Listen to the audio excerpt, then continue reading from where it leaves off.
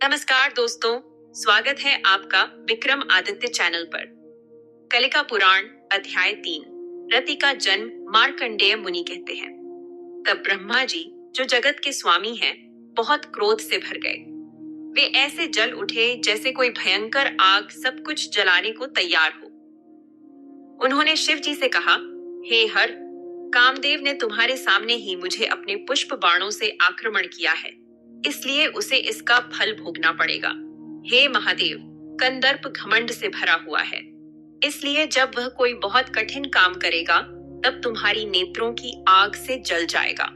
हे द्विज श्रेष्ठ, इस प्रकार ब्रह्मा जी ने शिव जी और संयम वाले मुनियों के सामने कामदेव को शाप दे दिया। यह भयंकर शाप सुनकर कामदेव डर गए। उन्होंने तुरंत अपने बाण फेंक दिए और ब्रह्मा जी के सामने प्रत्यक्ष प्रकट होकर कूद गए। वे दक्ष, मरीचे आदि के सामने ब्रह्मा जी से गदगद स्वर में भय और भावुकता से बोले। कामदेव ने कहा, हे ब्राह्मण, हे लोकेश, आपने मुझे यह भयंकर शाप क्यों दिया? मैं निरपराध हूँ और सही मार्ग पर चल रहा था। आपने ही मुझे वह कार्य बताया था जो मुझे करना है। उसके अलावा मैंने कुछ नहीं किया, इसलिए मुझे शाप नहीं मिलना चाहिए। आपने कहा था कि मैं, विष्णु, शिव और अन्य सभी आपके बाणों के लक्ष्य होंगे। मैंने उसी को आजमा कर देखा था। हे जगतपते, हे ब्राह्मण, मैंने कोई अपराध नहीं किया है। कृपा करके इस भयंकर शाप को मुझ निरपराध से हटा दीजिए। मार्कंडेय जी कहते हैं। मदन के इन वचनों को सुनकर जगत के स्वामी ब्रह्मा जी ने सहानुभूति के साथ तुरंत जवाब दिया। ब्रह्मा जी ने कहा, यह संध्या कन्या मेरी पुत्री है। उसे काम विषय में रखकर तुमने मुझे अपने बाणों का लक्ष्य बनाया, इसलिए मैंने तुम्हें शाप दिया है। अब मैं क्रोध शांत कर चुका हूँ। हे मनोभव, मैं तुम्हें बताता हूँ कि तुम्हारा शाप कैसे शांत होगा। हे मदन, शिव जी की नेत्रों की आग से तुम भस्म हो जाओगे। फिर उसी शिव जी की कृपा से बाद में तुम अपना शरीर फिर से प्राप्त कर लोगे।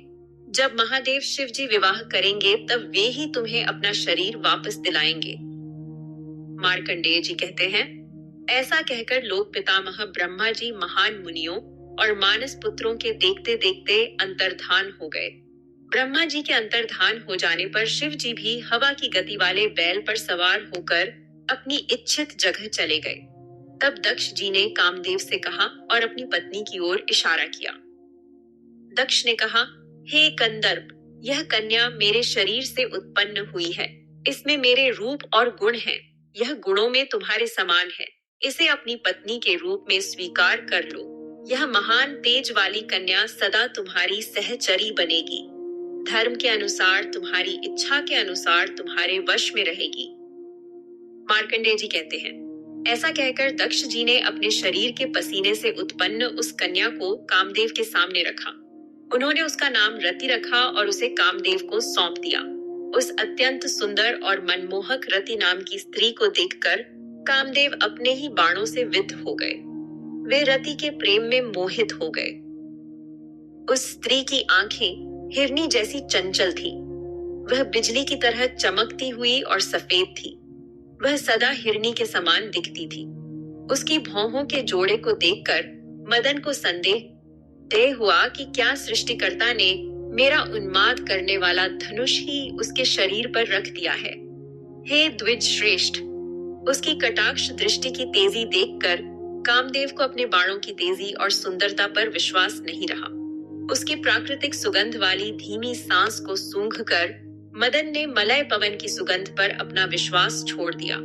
उसके पूर्ण चंद्रमा जैसे मुख को भौहों की लक्ष्मी से चिह्नित देखकर मदन यह अंतर नहीं समझ पाए कि उसका मुख चंद्रमा है या असली चंद्रमा। उसके स्तनों का जोड़ा काले निप्पलों वाला स्वर्णिम कमल की कली के समान था, मानो काले भ्रमर उस पर बैठे हों। उसकी जांघों के बीच से लेकर मोटे स्तनों तक और नाभि तक फैली पतली सुंदर रोम रेखा पुष्प धनुष की डोरी जैसी थी, जो काले भ्रमरों से भरी हो। कामदेव ने सोचा कि शायद उन्होंने अपनी डोरी भूल गए हैं, वरना वे उस रोम रेखा को इतनी देर तक न देखते। उसकी गहरी नाभि चारों तरफ से त्वचा से घिरी हुई थी और उसका छेद छोटा था। उसका मुख और आंखों का जोड़ा लाल कमल के समान था। हे द्विज श्रेष्ठ, सोने जैसी चमक वाली रति पतली कमर वाली थी, इसलिए वह सोने की यज्ञ वेदी जैसी दिखती थी। कामदेव ने उसकी जांघों के जोड़े को देखा, जो लंबी, चिकनी, कोमल और मनमोहक थी। उन्होंने उन्हें अपनी शक्ति के समान माना। उसके पैरों की एड़ियां, किनारे और आगे का भाग लाल था। मनोभव ने उस लालिमा को उसके प्रेम का चिन्ह माना। उसके हाथों का जोड़ा लाल नाखूनों वाला था, जो किंशुक फूल जैसे थे। उंगलियां गोल और नुकीली थीं, जो बहुत सुंदर थीं।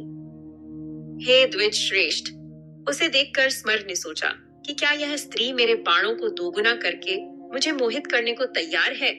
उसकी बाहों का जोड़ा कमल की डंडी जैसा लंबा और पतला था। वे कोमल, चिकनी और शीतल थी, मानो सौंदर्य का जल पिघलकर बाहों का रूप ले रहा हो। उसके काले बालों का समूह नीले बादल जैसा मनमोहक था। वह चमड़ी लोम की तरह दिखता था और कामदेव का प्रिय था। उस अत्यंत मनमोहक देवी रति को देखकर कामदेव ने उसे गंगा के समान माना। उसकी कांति जी जल के समान थी। स्तन कमल कली जैसे थे, मुख विकसित कमल जैसा था, सुंदर बाहें कमल की डंडी जैसी थी। भौहों का नृत्य छोटी लहरों जैसा था, कटाक्ष ऊंची लहरों जैसे थे। दोनों नेत्र नीले कमल जैसे थे। शरीर की पतली रोम रेखा शैवाल जैसे हरे पौधे जैसी थी। वह मन रूपी वृक्षों को तोड़ने वाली थी। गहरी नाभि झील जैसी थी। वह दक्ष रूपी हिमालय से उत्पन्न हुई थी। कामदेव ने आंखें फाड़कर उसे देखा और उसे ग्रहण कर लिया, जैसे महादेव ने गंगा को ग्रहण किया था। तब कामदेव ने दक्ष से प्रसन्नता भरे स्वर में कहा। उन्होंने ब्रह्मा जी का दिया भयंकर शाप भी भूल गए। मदन ने कहा, हे प्रभु, इस अत्यंत सुंदर रूप वाली सहचरी के साथ मैं शिव जी को भी मोहित करने में समर्थ हूँ। फिर अन्य प्राणियों की तो बात ही क्या। हे अनघ, जहां जहां मैं अपने धनुष का लक्ष्य करूं, वहां यह रमण नाम की माया से मेरी सहायता करे। जब मैं देवालय, पृथ्वी या रसातल जाऊं, तब यह सुंदर मुस्कान वाली सदा मेरे साथ रहे। हे प्रजाध्यक्ष, जैसे लक्ष्मी विष्णु की सहचरी है और बिजली बादल की, वैसे ही यह मेरी सहायिका बने। मार्कंडेय जी कहते हैं, ऐसा कहकर मदन ने उत्सुकता से रति को ग्रहण किया, जैसे विष्णु ने समुद्र से उत्पन्न उत्तम लक्ष्मी को ग्रहण किया था। रति के साथ रहकर कामदेव सफेद और पीले रंग का मिश्रित होकर चमकने लगे, जैसे संध्या के समय बादल बिजली के साथ सुंदर दिखता है। इस प्रकार अत्यंत प्रसन्न रतिपति ने रति को हृदय से लगा लिया, जैसे योगी विद्या को हृदय में धारण करता है। पूर्ण चंद्रमा जैसे मुख वाली रति ने भी पति प्राप्त करके इमेंस प्रसन्नता प्राप्त की, जैसे लक्ष्मी ने हरि को पति पाकर प्रसन्नता प्राप्त की थी। इस प्रकार श्री कलिका पुराण में रति उत्पत्ति नामक तृतीय अध्याय समाप्त होता है।